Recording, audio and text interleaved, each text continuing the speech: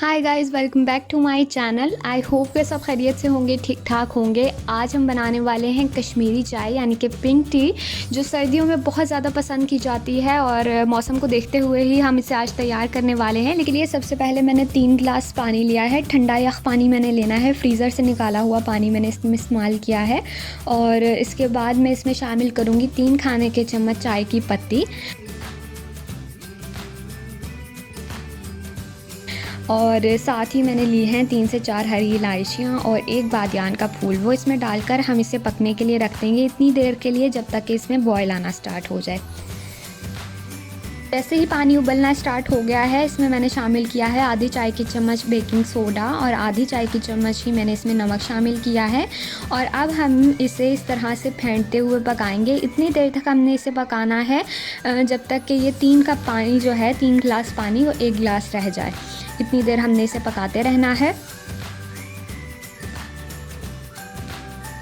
यहाँ पर आप देख लीजिए कि पानी की क्वांटिटी जो है वो 1 गिलास के करीब रह गई है, काफ़ी कम हो गया है। और इसमें थोड़ा सा कलर भी आप देख सकते हैं आना शुरू हो गया है, लेकिन अभी इतना नहीं आया है।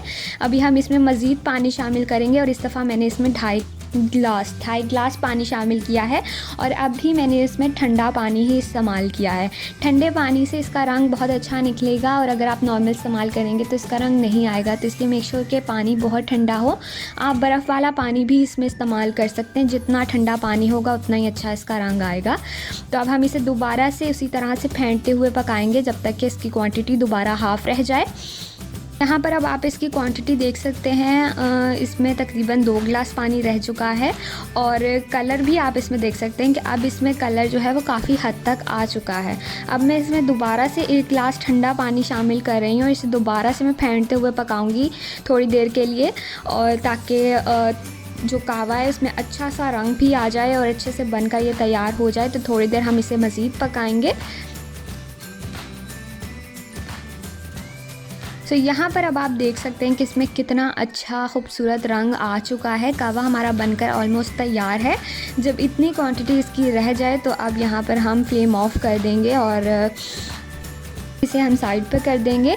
तो यहाँ पर हमारा कहवा बनकर रेडी हुआ था। अब हम चाय बनाना स्टार्ट करते हैं, जिसके लिए मैंने एक पैन में दूध ले लिया है। जितना दूध आपको चाहिए, जितने कप आपने बनाना है उसके हिसाब से आप ले लीजिए और इसे हम बॉयल आने तक का वेट करेंगे। जैसे ही दूध में उबाल आ जाए, आँच हम हल्की कर देंगे और इसके साथ ही जो कावा हमने बनाकर तैयार करके रखा था वो हम इस तरह से छान कर इसमें शामिल कर लेंगे।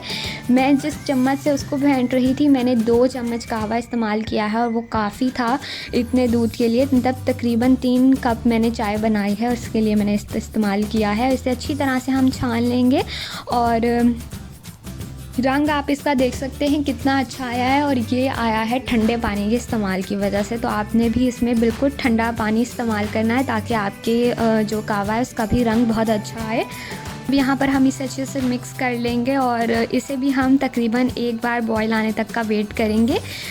यहाँ पर 1 बार इसमें भी बॉयल आ गया है। चाय हमारी बनकर तैयार है। इसे हम कप में डाल लेंगे और सर्व करेंगे।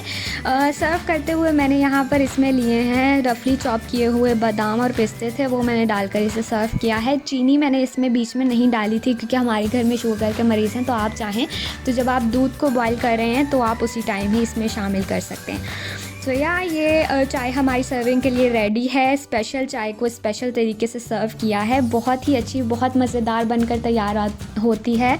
आप भी ज़रूर बनाएं, एंजॉय करें। अगर आपको पसंद आई हो तो वीडियो को लाइक, शेयर एंड चैनल को सब्सक्राइब ज़रूर कीजिएगा। मिलती हूँ आपसे नेक्स्ट वीडियो में। Till then, bye bye.